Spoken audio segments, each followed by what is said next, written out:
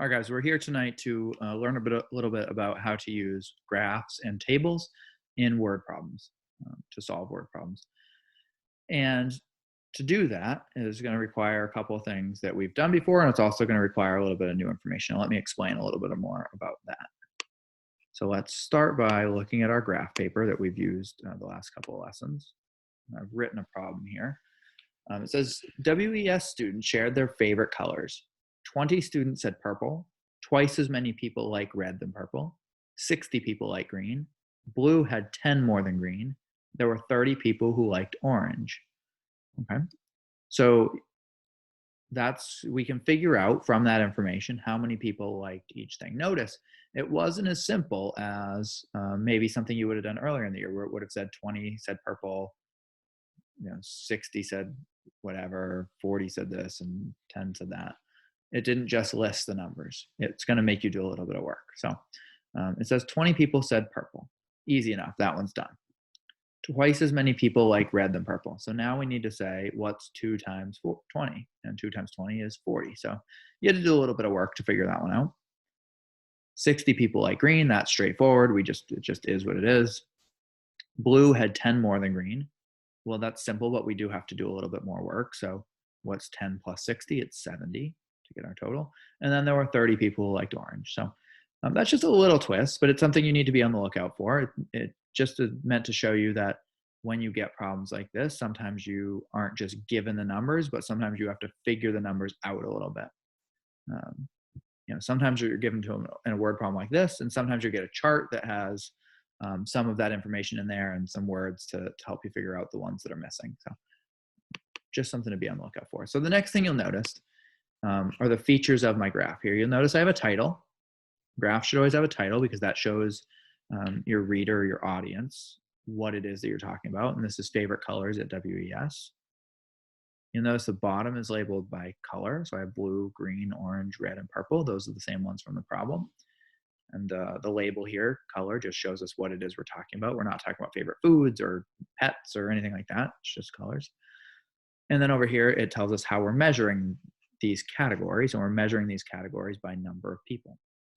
Now, the next thing that's missing is, you'll see it just says text here. I've made text boxes, but I haven't labeled those yet because we need to do something really important, and that is figure out a scale. And a scale is a number, a value for each sort of line on the graph. Like how many numbers are there? How much is it to go from the bottom, 0, up to the first line? Is it going to be 1?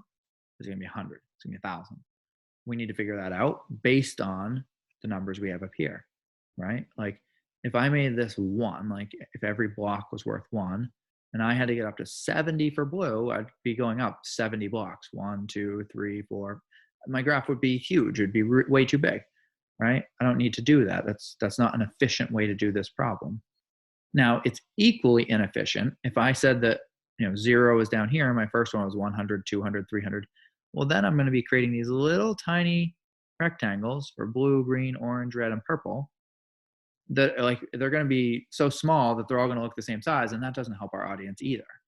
So we need to pick an appropriate number here, a number that allows us to fit all of our values in, but does it in a way that keeps our top numbers up here and our bottom number, obviously our bottom number is lower, but our top numbers aren't way up off the chart and our top numbers aren't way down here either. So we need to find something that fits this problem well.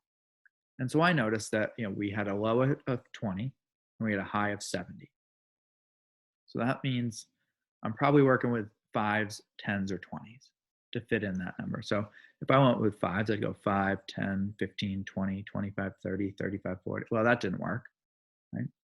If I go with 10s, it would be 10, 20, 30, 40, 50, 60, 70. That works perfectly.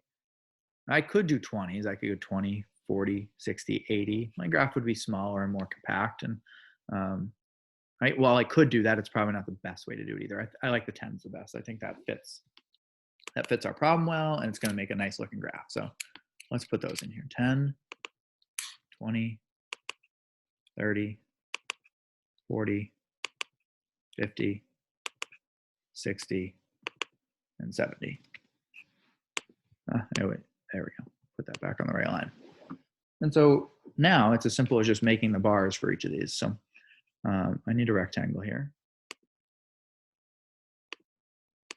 And there we go.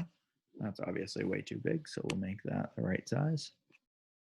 And let's start with the ones where they just told us. So they said, the first one said 20 students like purple. So let's go over here to purple and drag this down to 20. So we can see here that I have 10, 20. 20 people liked purple. Good, straightforward, easy enough.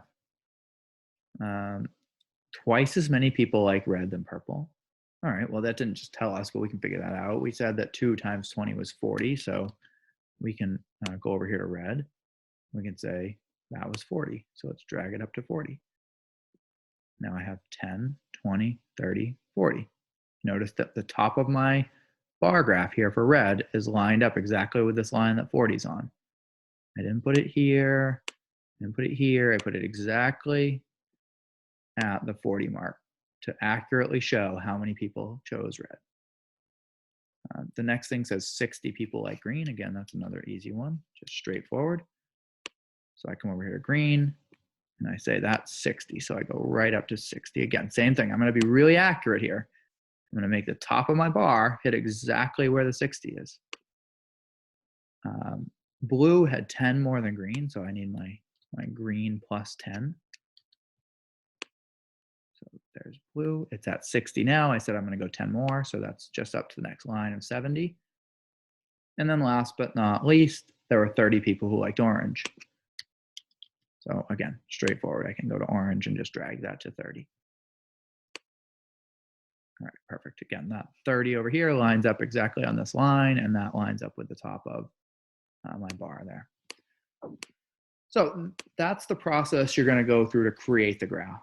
And sometimes, like I showed you, they're going to give you some little word problems in here that you have to solve in order to figure out how big to make each bar on your bar graph.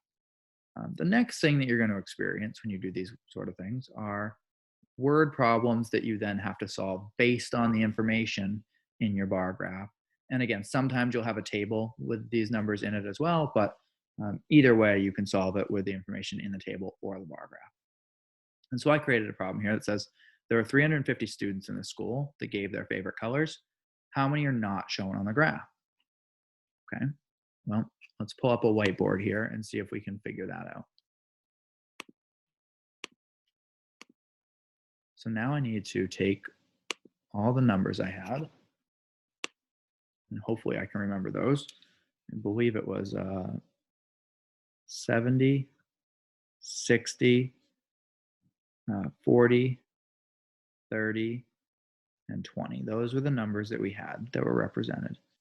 And we know that 350 total people,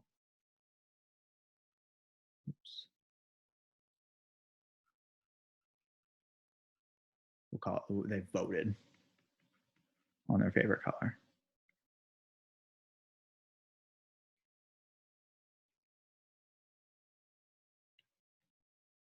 Okay, so first step, this is a two-step problem. Our first step is to add up over here. Now the ones column here is all 0, so that's easy, it's a 0. Yeah, 70 plus 60 is 130, plus 40 more, 130 plus 40 is 170, plus 30 more is 200, plus 20 more is 220. So I have 220 on the graph. So this is step 1 in my multi-step equation, my multi-step word problem rather. Now I need to find the difference. I have to find the missing piece. I have a total altogether, and I have a number that's on the graph, and there's something I'm missing. So basically this looks like this. It's like I have 350 equals 220 plus C for colors that aren't represented. So this is like total. This is on graph. And this C is representing not on graph.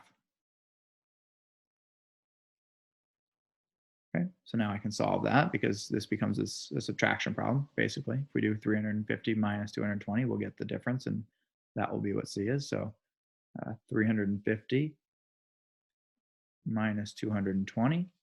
0 minus 0 is 0. 50 minus 20 is 30. So we represent with a 3 in the tens place.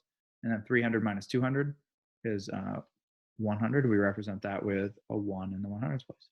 So 130 people not on the graph. Okay, I can double check my work now. I always should double check my work. If I take this 130 here and I go and put it in where that C is, so we'll get rid of my C and we'll put 130. So does 220 plus 130 equal 350? Well, let's find out. 220 plus 130. 0 plus 0 is 0. 20 plus 30 is 50. And 200 plus 100 is 300. Yes, it does. It works. Checking your work is always an important thing to do. As you get older and more advanced in mathematics, it becomes even more important. So good habit to get into, guys. So that's one sort of problem that you're going to see. There's another type. I want to show you one more, and then I'll let you go for the day. And the other problem that you're going to see might say something like, many kids picked yellow, even though it's not on the graph.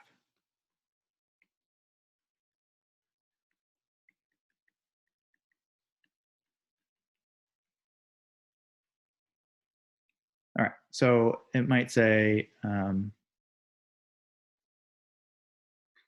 20 more kids liked yellow than red and orange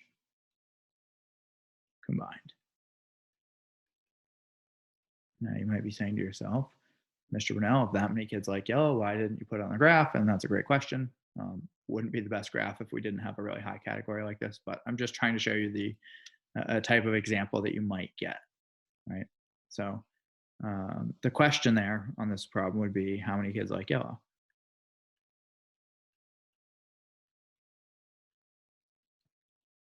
And like you should always do, I'm going to read this one more time, just so I make sure that I understand what it is I'm being asked to do. So many kids picked yellow, even though it's not on the graph or not graphed. 20 more kids liked yellow than red and orange combined. How many kids like yellow? So my first step would be to go look at my graph. And if I wasn't sharing multiple screens with you, then I would. But you would look on your graph and you'd see that red equaled 40, and you'd see that orange equaled 30. So step one is to add those two things together. We get 40 plus 30. And that would be, we know that's 70 students. Notice how I'm labeling my work as I go here. So that's how many kids like red and orange combined. But 20 more like yellow. So I have to take my 70, so this is step 2, 70 plus 20 equals yellow. So I could say like y yellow equal, let's put this in a box here, y equals 70 plus 20. And then we could say 70 plus 20 is 90. So y equals 90 students.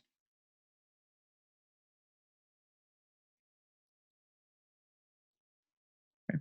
So those are the types of problems that you're going to see when you work through these things. Again, if you have any questions, let me know. We can go over some more problems either in Zoom, or I can record more videos for you. But hopefully this helps understand some of the work that you're going to be asked to do in this lesson and in some lessons moving forward. Again, let me know if you have any questions, guys.